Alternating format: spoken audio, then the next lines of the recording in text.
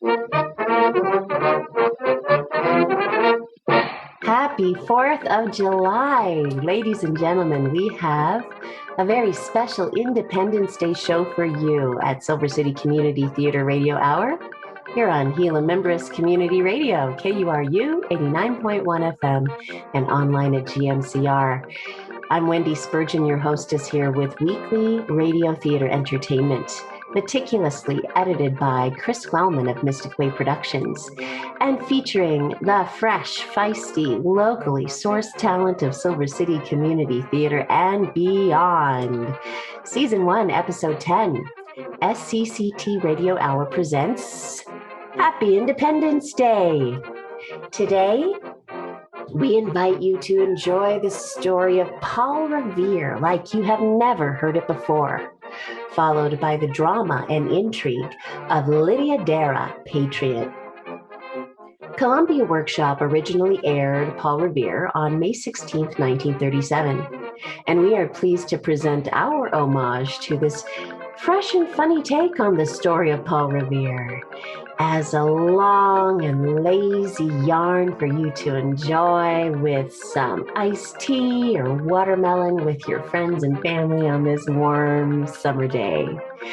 And we welcome back Dan Jameson as our announcer and Man One.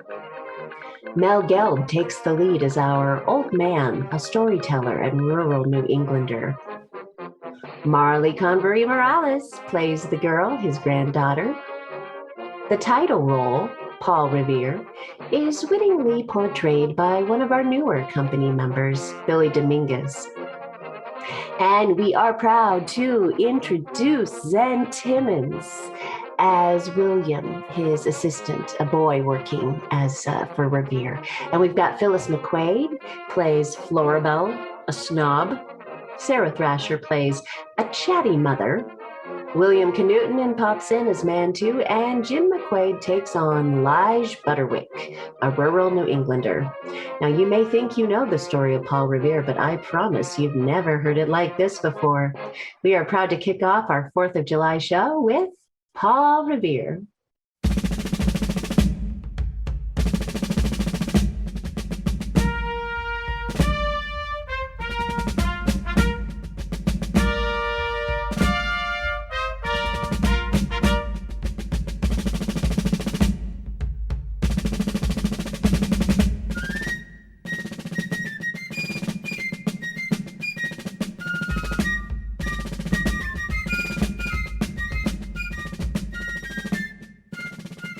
Ladies and gentlemen, the Columbia Workshop, under the direction of Irving Rice, presents as its 40th program, Paul Revere, an original play for radio by Stephen Vincent Bennett. One of America's outstanding poets and writers, Stephen Vincent Bennett is especially remembered for his epic poem, John Brown's Body, which was awarded the Pulitzer Prize in 1928. Students of radio believe that it is giving rebirth to the lost art of the storyteller. And it is significant that in writing his first work for the medium, Mr. Bennett uses this device to tell us in prose a charming legend of the American Revolution.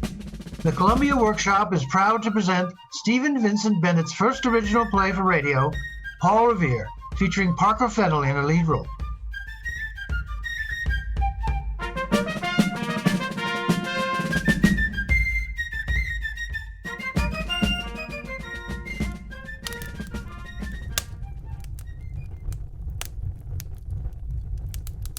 Well, this is what I call solid comfort.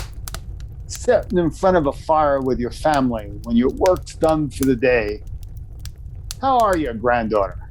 Oh, fine, grandfather. I've got about 1 million questions to ask you. Well, we'll take up the first 100,000 or so. Well, first, there's a math problem, but I don't think we'll do that. Why not? Well, of course, you're awfully clever, grandfather, but this is about those 3 people digging a ditch, A, B, and C. Oh, yeah. I know them.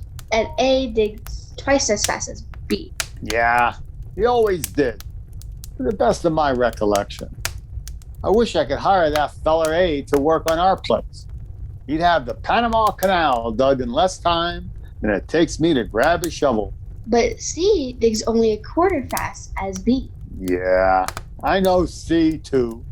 Anytime I get a man to chop wood, it always turns out to be C. Well, now, I'd love to do that problem for you. I just love it. But ain't you studying anything else at that school of yours? Oh, of course, grandfather. Chemistry and French and choral and group coordination. Oh, dear. And American history. That's good. Why? Do you know about American history, grandfather? Well, I can't say I know so much about the dates and such, but there's some stories I used to know. Ah, shucks. I guess you wouldn't call them history, though. What kind of stories, grandfather? Well, you see, there was an old feller in town when I was a boy. Used to sit out in front of the store in the cool of the evening and tell stories. We'd all gather around and listen. We used to call him the oldest inhabitant. And I collect he was, too. I tell you, there wasn't a character that you could mention that he couldn't tell you something about. Something that wasn't in the books much. Of course, it was legends and tall stories. They weren't true? Well, they weren't. And yet again, they was.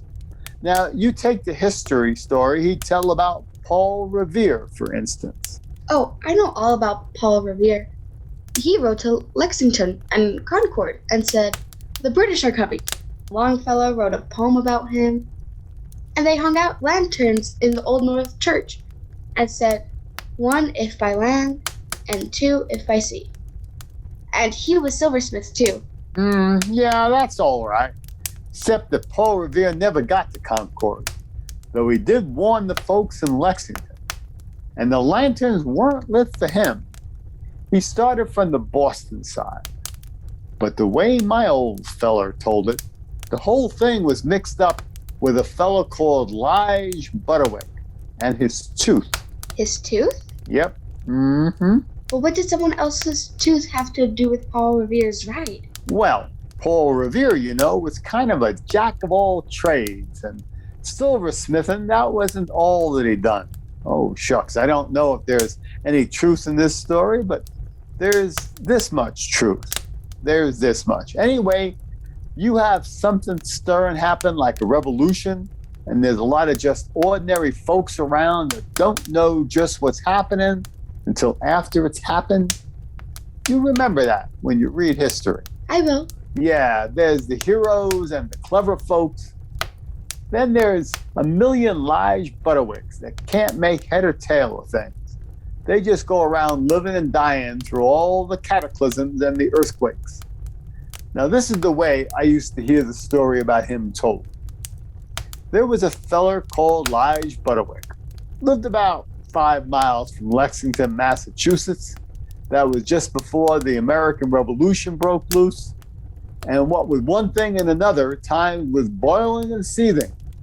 But Lige Butterwick, he worked his farm and he didn't pay much attention. Well, everything went along for him the way that it does for most folk, until one April morning in 1775, he waked up with a toothache. Being New England, he didn't pay much attention to it at first. He'd never had no trouble with his teeth before. But he mentioned it that evening at supper time, and his wife, she got a bag of hot salt for him. Hot salt? Hot salt. He held it up to his face, and it seemed to ease him, but he couldn't hold it there all night, of course, and next morning the tooth hurt worse than ever. So finally he took the horse, he rode it into Lexington town to have it seen to. Well, when he got to Lexington, he noticed that the people there seemed kind of excited. There was a lot of talk about muskets and powder, and about a couple of men called Hancock and Adams that was staying at Parson Clark's. But he didn't pay much attention. He set right out for the horse doctor as being the likeliest man he knew to pull a tooth. Well, the horse doctor, he took one look at it and he shook his head. "I can pull her, Lige," he says. "I can pull her all right. But she's got deep roots and she got strong roots, and she's going to leave an awful hole when she's gone." Now, what you really need, though it's taken away my business, of course, he said, is one of these here artificial teeth to go in that hole. Artificial teeth, says Lige. Where in Tunket am I going to get one of them in a town like Lexington? Well, you'll have to go to Boston for it, says the horse doctor. And he sighed. For he was kind of a gloomy man, you know. He says, there's a fellow called Revere that fixes them there. They say he's a boss workman. Well, gracious, it's something I hadn't thought of, says Lige. But that tooth's got to come out before I go stark staring crazy. And if Revere's the man, he's the man. So I'll just take that prospectus of his you got there and I'll go to him. I've wasted the morning already. Might just as well waste the rest of the day. So he gets on his horse again and starts out for Boston. And going by Parson Clark's, he sees two men talking in the parson's front room. Now, one is a tallish, handsome-ish man in pretty fine clothes, and the other one's shorter and untidy with a, well, kind of a bulldog face. But he don't pay much attention to them. He just rides ahead to Boston. He come to get his tooth fixed, and being New England, he meant to do it. Well, when he got there, he stopped in a tavern for a bite and a supper. Of course, it was a long past his dinner time, and it seemed to him that things there were even more curious. Nice weather we're having these days, he says, in kind of a friendly way to the barkeep. It's bitter weather for Boston, says the barkeep in an unfriendly voice, and a low kind of growl goes up at that from the boys in the back room. Well, of course, that doesn't help Lige's toothache none, but being a sociable feller, he keeps on. He says, maybe for Boston, he says, but out in the country, we call it good planting weather. The barkeep, he just stares at him hard. I guess I was mistaken in you, he says. It is good planting weather for some kind of trees.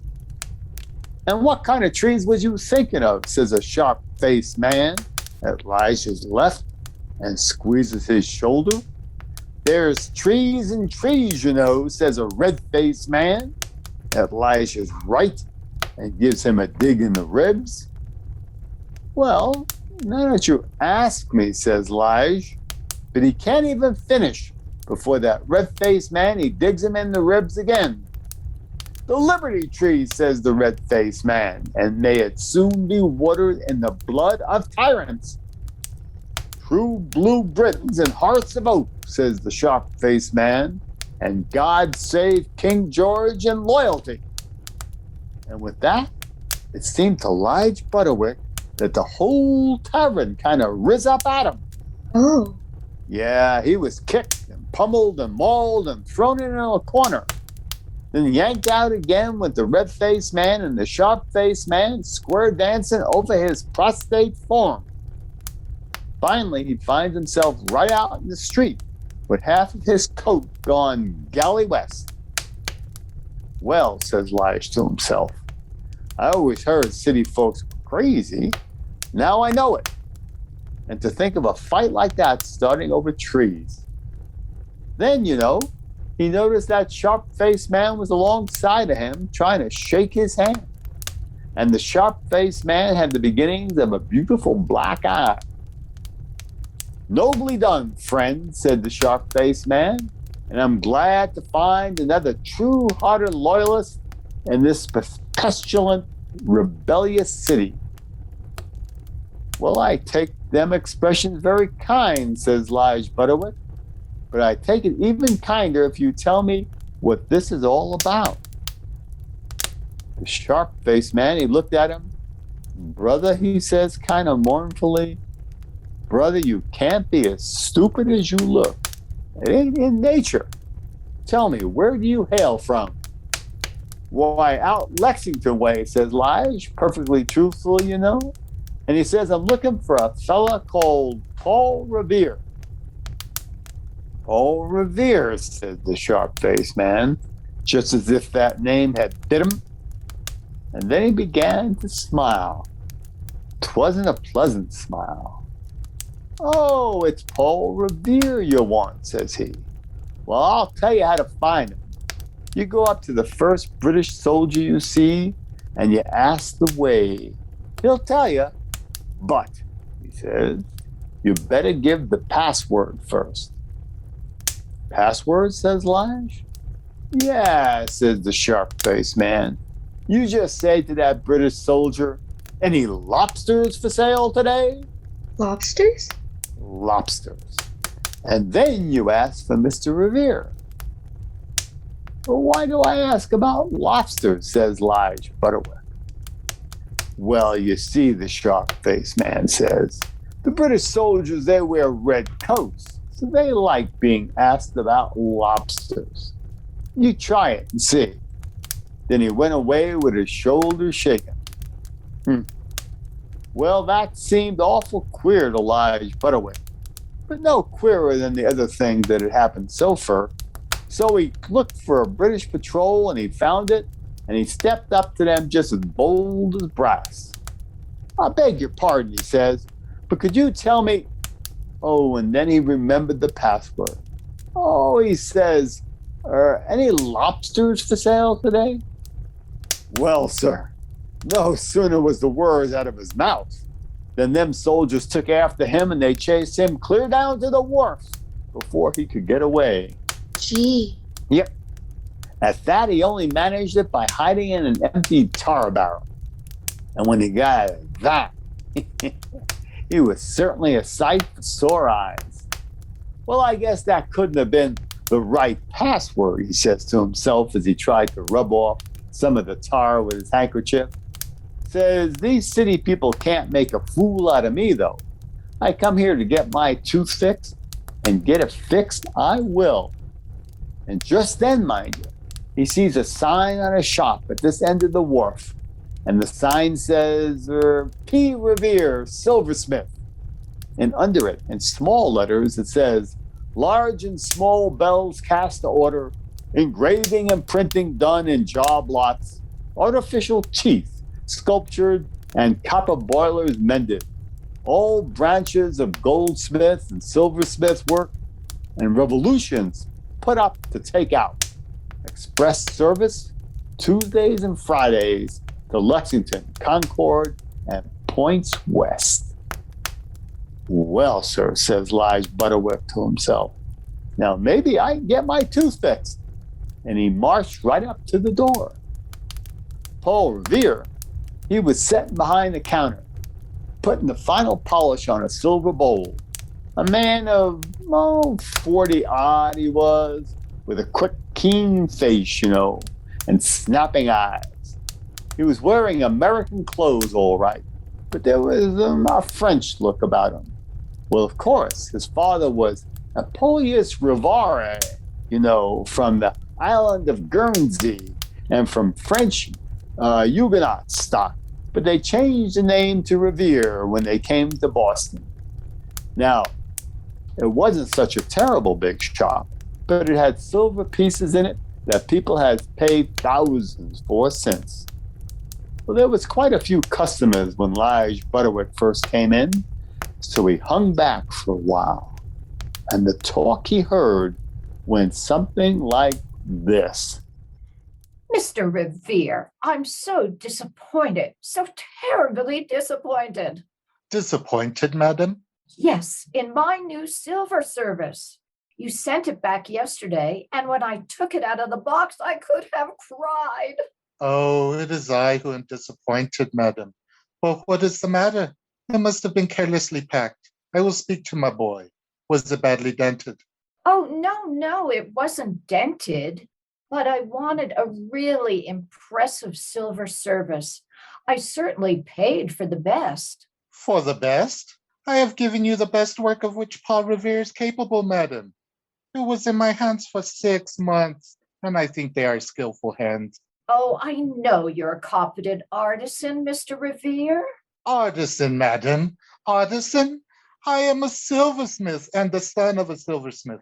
To be that is to be an artist. Well, I don't know about artists, but I know I wanted a real silver service, something I could show to my friends. And what have you given me? Oh, I don't say that it isn't good silver, but it's as plain and simple as a picket fence. I hope so, madam. You hope so? Hoity-toity. You hope so? Just 1 minute, madam. I must speak to Mr. Revere. Well, Mr. Revere, these last engravings of the Boston Massacre are selling like hotcakes. Can you give me 25 for my New York correspondence? I've had at least a dozen inquiries. My boy will find them for you. William, Yes, master? see if we have 25 massacres for this gentleman. If we haven't, I must run off a new batch tonight. You better look at the plate too, William. Yes, master. Now, madam, you were saying? I was saying I was never so insulted in my life. Why, there isn't even as much as a lion and a unicorn on the cream jug. And I told you I wanted the sugar bowl covered with silver grapes. There will be no lions or unicorns on any of my silver, madam. And as for those pot-bellied sugar bowls crawling with fruit and ribbons, grand Dieu de Dieu, I am a silversmith, not a milliner. Ah, Mr. Revere, Excuse me, madam. Yes? Sons of Liberty, powder, all ready, keeping watch. Tell them to wait for the signal and the sexton of North Church. Right, Adams and Liberty. Adams and Liberty. Now, madam, you were saying? I was saying that I am completely. Oh, Mr. Revere, what's the price of this silver rattle? 25 shillings, madam. Genuine coral. 25 shillings? 25 Oh, well, it's rather sweet, but 25 shillings? Tell me, is it guaranteed, Mr. Revere? Against normal efforts of normal infants, madam, yes. But I've heard tales of your boy, madam. An infant Hercules. I don't know if I really could venture to guess. Yes, Jack is really very strong for his age. Do you know what he did the other day? As a special concession, 23 shillings, madam. And a guarantee for 3 months? Yes, all right. I'll take it. Wrap it up for the lady, William. Yes, master. And now, madam, what can I do for you today? What can you do for me today? You have done it, Mr. Revere. It has been done, I tell you. I am sending your hideous silver back tomorrow. Not an ornament on it, not so much as a vine leaf, all as plain and simple and bare as the hills and rocks of New England. And I'm to set that before my friends? Not while my name is Florabelle Carpenter and I'm an English woman. Madam. Good day, madam. Good day, William. What? The fellow's bowing to me as if I paid him a compliment. You have plain, simple, bare as the hills and rocks of New England, graceful as the boughs of her elm trees. Ah, if my silver were only like that indeed, that is what I wish to make it. What? As for you, madam, What? with your lions and unicorns and grapevines and all of your nonsense of bad ornaments done by bad silversmiths. Why, Mr. Revere, don't you dare. Take your hands off me. Mercy. And your imported bad taste and your imported British manners. Why, he's actually putting me out of the door. she's scuttling away like an angry turkey. Oh, alack. And I work 4 months on her service. And who's to pay for it now? But she shouldn't have insulted my silver. William, Yes, master? never lose your temper, William. Never. It's a very bad practice. Yes, master. Mine's French, you see. That makes a difference. And William, Yes, master? never argue with the customer. How often have I told you that, William? Almost every day, master. And how often do I argue with customers? Almost every day, master. I was afraid so. And yet can't they see that silver ought to be beautiful in the shape itself? not the ornament. Can't they see we're making new things in this country? New silver, new ideas, perhaps, perhaps a new nation, a new design? Ah, well, be off with you, William, and put up the shutters. We're closed for the day. Is there any message from Dr. Warren? No, master. Not yet. And Hancock and Adams still at Lexington, and the Redcoat regulars disembarking from the ship. I wish I had sure news, but we must wait until we're sure to warn them. Ah, but waiting's a weary business. Please, master? Yes, William? Will they hang Mr. Hancock and Mr. Adams if they catch them? They might, William, they might. But let's hope some good friend will warn Hancock and Adams first. Yes, master. But, master? Yes, William. Suppose you warn them. Master, would they hang you then? They'd have to catch me first, William. By the way, are my riding boots clean? Yes, master. And Mrs. Revere says that the next time you ride to Lexington, will you take a box of liniment along and be sure to rub yourself with it when you get there?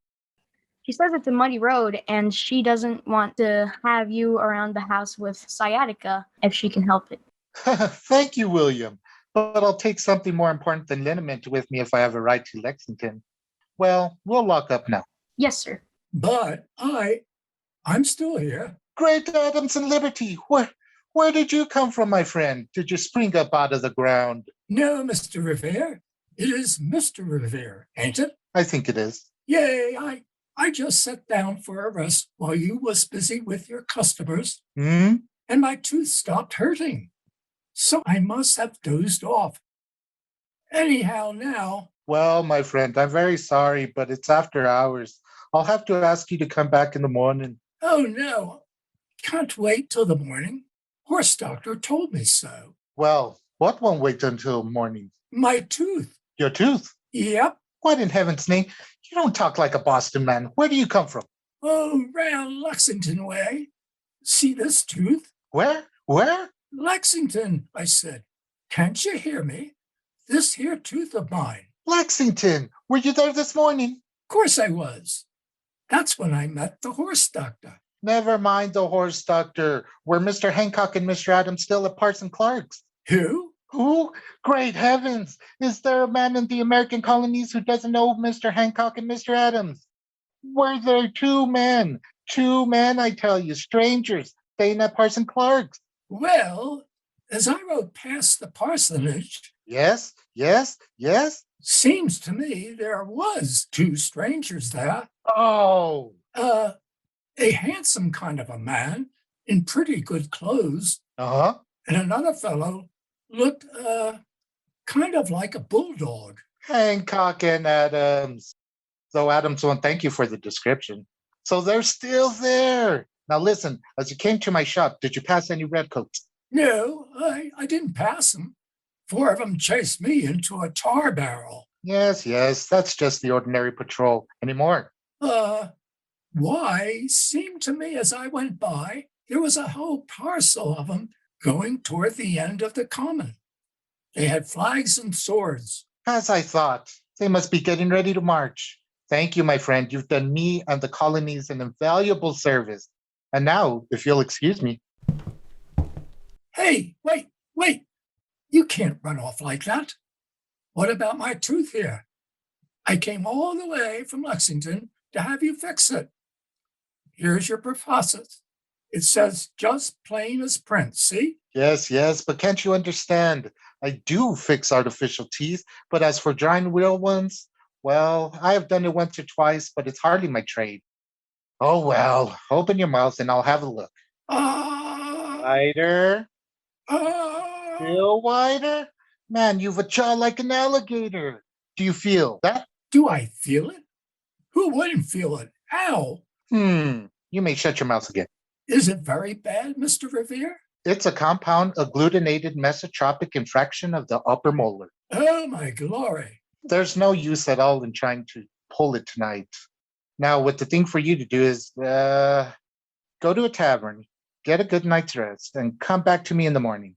And meanwhile, I'll give you William. Yes, master? Where's that liniment of Mrs. Revere's? In the black chest, master. Good. I'll give you some liniment, and if the tooth hurts, you use it. Now, Now let's see. That certainly is a handsome chest, Mr. Revere. Yes, I keep some queer things in that chest. You see, silversmithing isn't my only trade. What's this little bottle here? Oh, that's a little experiment of mine. I call it Essence of Boston. There's a good deal of east wind in it. East wind? Shut up in a Say, are you a magician? Oh, no, not exactly. But with one thing and another one, I kind of like to keep my hand in. Here's some charms against love, not very durable. I got them from a sailor.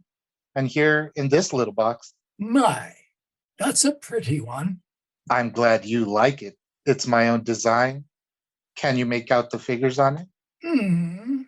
Seems like there's a tree. Yes, a liberty tree. And an eagle fighting a lion. The British lion. Yeah? What's all these stars around the edge? 10, 11, 12, 13 of them. Oh, that was just my fancy.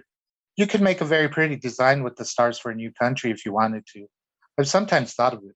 The American Revolution. Handle with care and keep in a cool place. Say, it feels kind of warm when you touch it. Yeah, might well. You see, there's something inside that box. Gunpowder?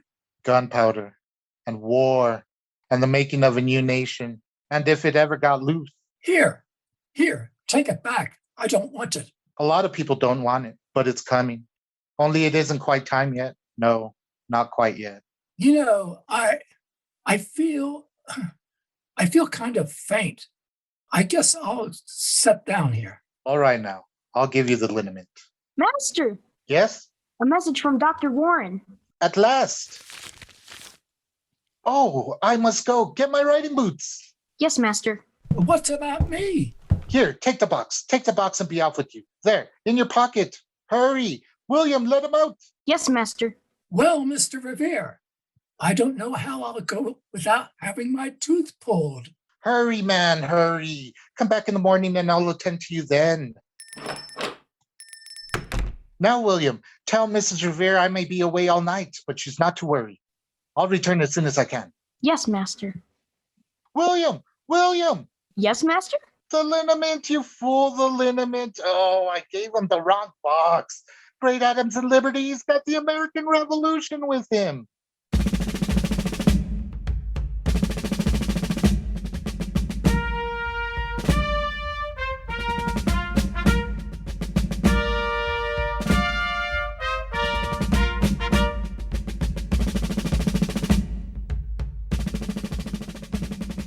And so, according to the tale, Lige Butterwick went back to his tavern with the American Revolution in his pocket. Seems that Revere and William run after him and called after him, but it was dark by the wharves and they missed him somehow. Oh, what did he do with the revolution, Grandfather? Well, now, it's a considerable job being a custodian of a revolution, even when it's shut up in a silver box. Sure. And it wasn't no time at all after Lige Butterwick had gone to bed before he began to feel creepy. He tossed and he turned to where his clothes lay on the chair. His tooth had kind of settled down to a dull ache by now, and he didn't mind that much no more. But he minded this new feeling, something extraordinary, till finally he got up in the moonlight and he went over to his coat and shook it. And he reached his hand in his pocket and he pulled out that silver box. Ooh. Well, sir, at first he was so frustrated he didn't know what to do. But being human, he was curious. He shook the box and he handled it and just seemed to make it warmer. So he soon gave that up. Then he looked all over for a keyhole, but there wasn't no keyhole. And of course, if there had been, he didn't have no key. Then he put his ear to the box and he listened hard. And it seemed to him that he heard very tiny and far away inside that box the rolling fire of thousands of tiny muskets and the tiny faraway cheers of many men. Oh. Hold your fire, he heard a voice say. Don't fire till you're fired on.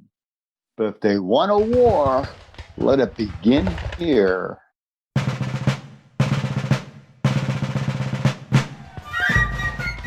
And then there was a rolling of drums and a squeal of fifes. It was small, still, and far away, but it made him shake all over, for he knew that he was listening to something in the future, and something that he didn't have no right to hear. He sat down on the edge of the bed with that box in his hands. What am I going to do with this, he says to himself. It's too big a job for one man. Well, he thought, kind of scared like, of going down to the river and throwing the box in there. But when he thought of doing it, he knew he couldn't. Then he thought of his farm out near Lexington and the peaceful days. Once the revolution was out of that box, there'd be an end to that. And that made him want to get rid of that box more than ever. Then he remembered what Revere had said when he was talking with the woman about the silver. That thing about building a new country and building it clean and plain. Why, I ain't a Britisher, he thought. I'm a New Englander. And maybe there's something beyond that. Something people like Hancock and Adams know about. And if it has to come with the revolution, well, I guess it has to come. We can't stay Britishers forever here in this country. He listened to the box again.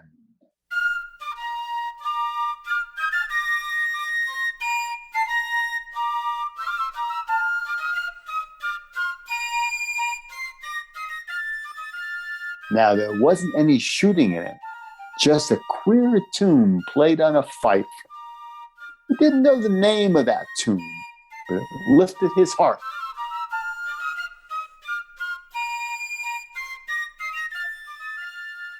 He got up sort of slow and heavy. I guess I'll have to take this back to Paul Revere, he said.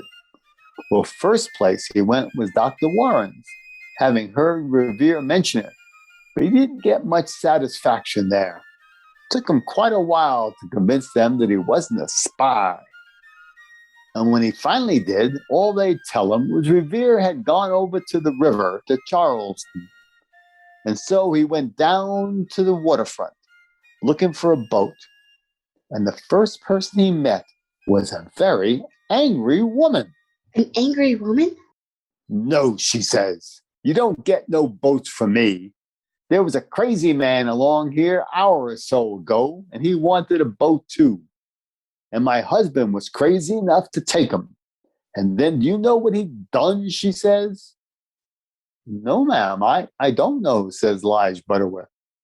Why, he'd take my best petticoat, muffle the oars with, so they wouldn't make a splash when they went past the British ships, he says, pointing out to where the man-of-war Somerset lay at anchor. My best petticoat, I tell you, she says. And when my husband comes back here, he's going to get a piece of my mind. Was his name Revere, says Lige Butterwick? And was he a man of 40-odd, keen-looking and kind of Frenchy? I don't know what his right name is, she says, but his name is just mud with me. My best petticoat swimming in that nasty river. And that's all he could get out of her. All the same, he managed to get a boat at last. The story don't say how. And row across the river. Well, the tide was a young flood and the moonlight bright on the water. And he passed right under the shadow of the Somerset, right where Revere had passed. And when he got to the Charleston side, he could see the lanterns in North Church, though of course he didn't know what they was. Then he told the folks at Charlestown he was after Revere. They got him a horse, and so he started to ride. And all the while, that silver box was just a burning in his pocket. Oh. Yep. Well, he lost his way, more or less, I guess, as he well might in the darkness. And it was dawn when he come into Lexington by a side road. Now, that dawn in that country is pretty with the dew still on the grass, you know.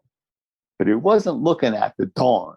He was feeling that box burn his pocket and thinking hard. Then all of a sudden, he reins up his tired horse. For there, on the side of the road, were two men carrying a trunk. And one of them men was Paul Revere. Oh. Yep, Paul Revere. They looked at each other, and Lige begins to grin. For Revere was just as dirty and mud splashed as he was himself. He'd warned Hancock, mind you, and he'd warned Adams all right. But then, on his way to Concord, he got catched up by the British and turned loose again. So he'd gone back to Lexington to see how things was there. And now he and this other fellow were saving a trunk of papers that Hancock had left behind, so they wouldn't fall into the hands of the British. Well, Mr. Revere, says Lige, you see, I'm on time for that little appointment about my tooth. And by the way, he says, I've got something for you. And he takes that silver box out of his pocket, and then he looks over towards Lexington Green, and he catches his breath. For there on the green, there's a little line of Minutemen, neighbors of his, as he knows, and in front of them, the British regulars. British regulars? British regulars. And even as he looks, there's the sound of a gunshot, and suddenly smoke wraps the front of the British line, and he hears them shout as they run forward. Oh. Well, sir, Lige Butterwick, he takes that silver box and stamps on it with his heel. And with that, the box breaks open, and there's a dazzle in his eyes for a moment, and a noise of men shouting, and then it's gone. Do you know what you've done, says Revere, breathing deep? You've let out the American Revolution. Gee. Well, says Lige Butterwick, I guess 'twas about time. And I guess I'd better be going home now. I've got a gun on the wall there, and I'll need it. But what about your tooth, says Paul Revere. Oh, a tooth is a tooth, says Lige Butterwick. But a country is a country. And anyhow, it stopped aching. Yep. All the same, they say that Paul Revere made a silver tooth for him after the war. At least that's the way they tell it. Of course, I wouldn't vouch for it.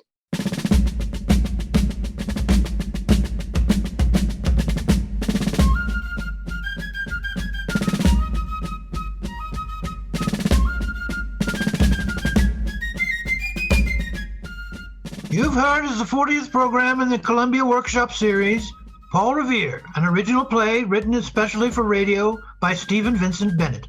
Parker Fennelly was featured in the role of the storyteller. Edgar Staley played Paul Revere.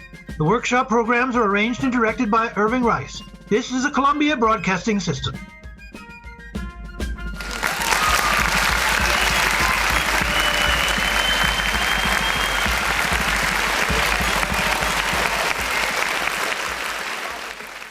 Happy Independence Day from Silver City Community Theater Radio Hour. If you're just tuning in, that was the tall tale of Paul Revere right here on Gila Membris Community Radio on KURU 89.1 FM and online at gmcr.org, a voice and a choice for Southwest New Mexico. Next up, we have another American revolutionary hero. It's Lydia Dara, Patriot. Now, this story comes to us courtesy of station KYW, the Suburban School Hour. It originally broadcast on February 24th, 1947. We give thanks for the published version of the script by Paul T. Gant in Pennsylvania History, Volume 14, Number 4, October 1947, pages 280 to 288. Now, our narrator is Phyllis McQuaid, and we welcome back Ella Jameson as Susanna Dara, age 9. In the role of Anne Dara, age 21, we have Sarah Thrasher. And we introduced Theodore Beltran as William Darrah Jr., aged 11. William Knutinen plays William Darrah Sr. And we are lucky to have Zen back. Zen Timmons plays John Darrah, age 15. And we've got Shelley Chase takes on the role of Lydia Darrah, our title role there. Dan Jameson pops back in as our British officer. Billy Dominguez comes back as our British officer, or British soldier rather. And Jim McQuaid plays the voice and Colonel Craig. And special thanks to our magical audio engineer, Chris Wellman of Mystic Way Productions, for making these radio shows possible. We literally could not do this show without you. So thank you and happy 4th of July, Chris. We at SCCT Radio Hour are excited to present Lydia Darrah, Patriot.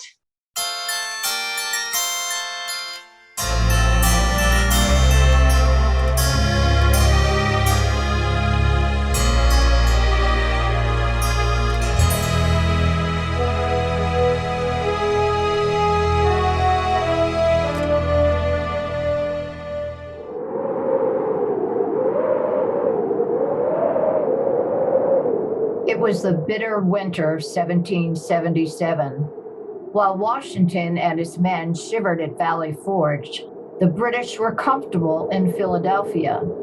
They had ordered William Darrah to give them the use of his house located on 2nd Street. But Lydia, his wife, objected. She went to General Howe in his headquarters. Her husband and children anxiously awaited her return.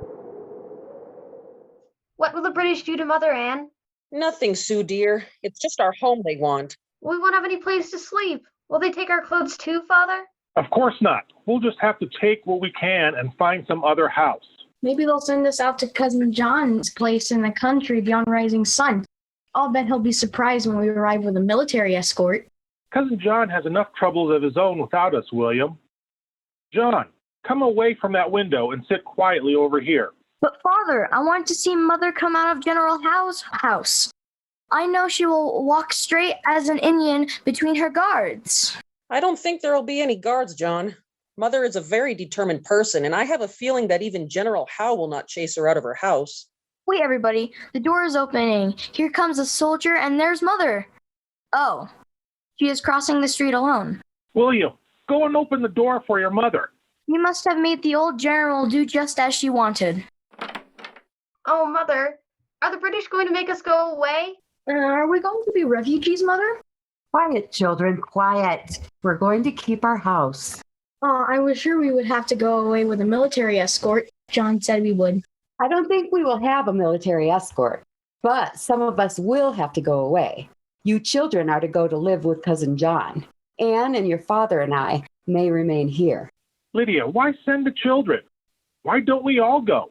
The children only, William. That is the way it is arranged. A very strange arrangement.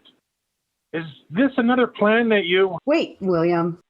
Anne, will you take the children to their rooms and help them pack the clothes and other things they will need? Don't take more than necessary. Can we go today, Mother? Hurry, Anne. I know just what to take. You help me first. Mother, can't you make them give us an escort? Just imagine what Cousin John would... William, we will do without the escort, and we will do without any nonsense from you. Run and get ready. John, help him. Mother, could I possibly stay here with you? Maybe I could help if there is something. You can help by taking care of your brother and sister. Yes, Mother. But with Charles out there at White Marsh with General Washington, I thought that maybe I could help here. Your brother Charles would think that you can help by doing what I say. Now go and pack and help William. This is not so simple as it sounds, Lydia, I'm sure. What plan is in your mind? I have no plan yet, William. I persuaded General Howe that we simply could not find any place where all of us could go. I promised to send the children away so that he and his staff could use the large room upstairs for a conference room. We will have our own rooms. But why send the children away? We could have made room for them. It is better for them this way. The general gave me a pass which I can use to visit them. That was all I asked for. A pass through the lines. I begin to see what you have in mind. I am afraid I won't allow it, Lydia. You should leave these things to me. But William, our son Charles is out there with our troops at White Marsh. Anything I can do to help him is my duty. You can get bits of news and send them out with messengers as before. That is your duty. But something big is in the making, and you are not apt to discover that in the town. It will be decided in the secrecy of the council chamber. A council which will meet in our own house behind closed doors and between four walls. One wall of which, my dear, adjoins my own bedchamber, where there is a closet with a very thin partition. Let's not discuss it anymore. When more than one person has a secret, it ceases to be a secret.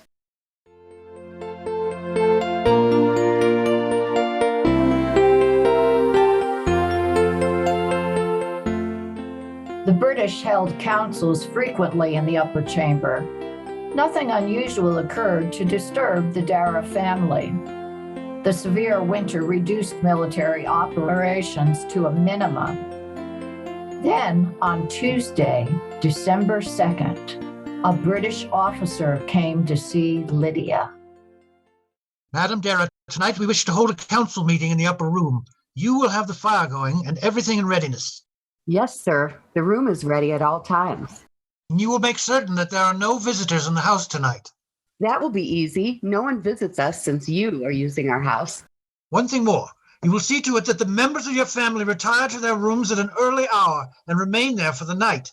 We will notify you when to lock up the house. Everything will be as you ask. If it is not, I can assure you that there will be considerable trouble for everyone. Good day. The time has come. This is what I have waited for. Nothing must go wrong.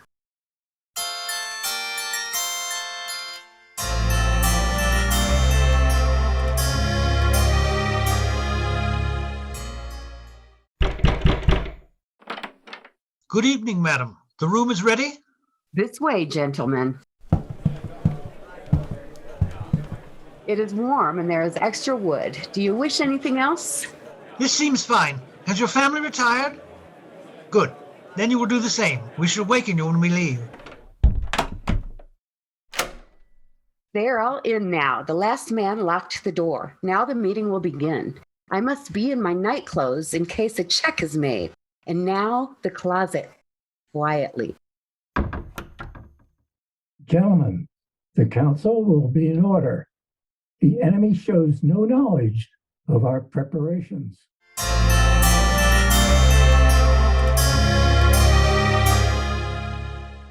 And so, gentlemen, the troops will march out in the late evening of December the 4th. The attack will be directly on the forces of Washington at White Marsh. With the enemy unprepared, our victory is certain. The conference is over. They're going now.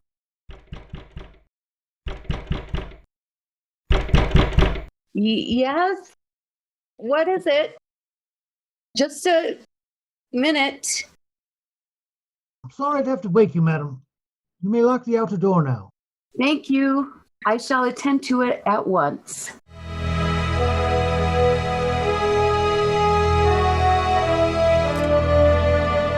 Lydia Dara slept very little that night. She must get word to General Washington at once. But the British would be alert for any strange action. She discarded plan after plan. By the next afternoon, she had decided what to do. But Anne, it has been a long time since we had any news of the children. General Howe gave me the pass for my own use, and tomorrow morning I am going to make the trip. Mother, this is sheer nonsense. The weather is horrible. You can't possibly get through the snow on foot, and there's nothing else you can do.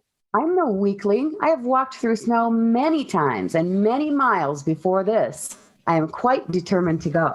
Activity has been noticed among the British these past 2 days. I doubt that the sentries will honor your pass. They just better had honor it. If anything special is going on, they will be too busy to think about me. The pass is signed by General Howe himself, and I don't believe he will remember to cancel it. Father, can't you do something to stop her? The children are surely all right. If anything were wrong, Cousin John would have managed to get word to us. Anne, my dear, I have been married to your mother for many years. To date, I have been unable to think of anything to stop her when she makes up her mind. Frankly, I think it will take the British Army to do any stopping that can be done. She will start if she says so. I will start. I will start early in the morning, and you two will stay here and go about your usual work. I will be back before nightfall if it is at all possible. Let us not discuss the matter any further.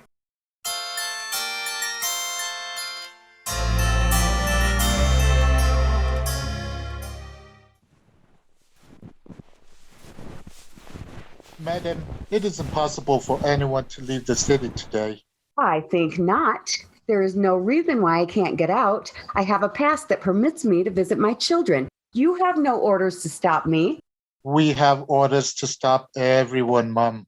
Everyone but me, perhaps. General Howe himself made certain of that. He gave me this pass and has signed it himself. You have no orders higher than that. Well, says the general's signature, so I can't see anything else to do. Don't get off on the direct road, Mum. Today, that would be especially dangerous. I have only one reason to be going out this road. I do not care anything about your patrols. If my pass is not honored, the general himself will know about it.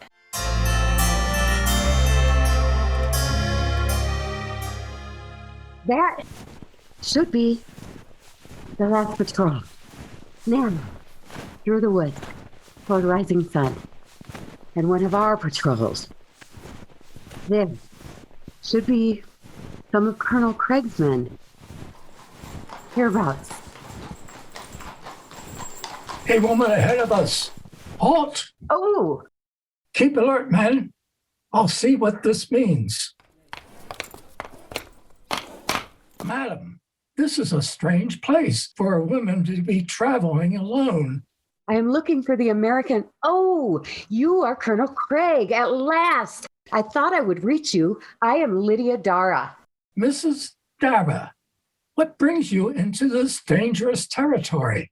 Colonel Craig, will you walk with me and listen to the news I have? There is no time to waste, I assure you. I will indeed. Spread out, men, and see that we are not interrupted. Now, Mrs. Dara. You must get word to General Washington at once. The British have planned that tonight.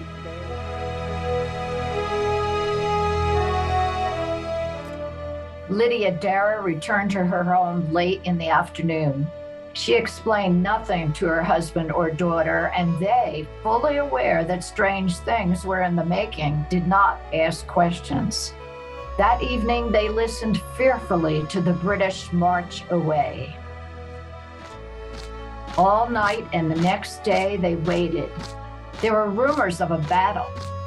Late that evening, there was a knock at the door, and Lydia opened to a British officer. Good evening. Madam, I wish to have a conference with you. With me? You'll precede me to the council room where we can be alone.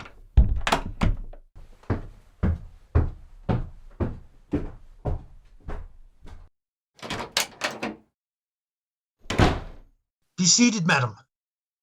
This is a matter of great import. The news will be over town shortly, so I can tell you that today we fought a battle with Washington at Whitmarsh. You fought a battle? There wasn't much fighting. The important thing, madam, is that the enemy had notice of our coming. They knew the plans that were, we thought, completely and entirely our own secret. You mean they were ready? They knew and were prepared for us. We marched into a trap and came back again like a parcel of fools. These things do not just happen. You must be right. On the night of our last council meeting, were any of your family awake and around the house? Oh, no. I'm certain that they were in bed and asleep. I know that you were. I was the one who knocked on your door, and I had trouble enough getting you awake to lock up the house. I answered after I heard your knock. I know, but I almost broke my hand before you heard. I just don't understand. Well, it has been a sorry day for His Majesty's troops. What it may mean to Washington's men remains to be seen. There is nothing more I can do about it now. If we have need of your room again, we will let you know. Good night, madam. The room is at your disposal. Good night, sir. The story of Lydia Dara has become one of the legends of the American Revolution. Hers was the strength of character and patriotism that have always been and always will be the texture of American life. With new hope every day and night, immigrants from countries near and far she proudly greets. As the chain of tyranny lies broken at her feet, Lady Liberty, Lady Liberty, Lady Liberty, Lady Liberty.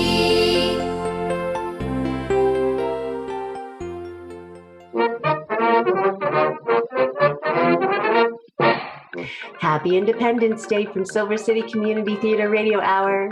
You are hearing this special programming on Gila Members Community Radio, KURU 89.1 FM, and online at gmcr.org. I'm Wendy Spurgeon, your hostess here with weekly radio theater entertainment, meticulously edited by Chris Wellman of Mystic Way Productions, and featuring the fresh, locally sourced talent of Silver City Community Theater. Join us next Sunday at 4 and we'll keep the party going because it's my birthday. We've got a very special birthday show for you that you won't want to miss. So happy 4th of July, friends. Stay safe, be happy, and see you next week. Bye for now.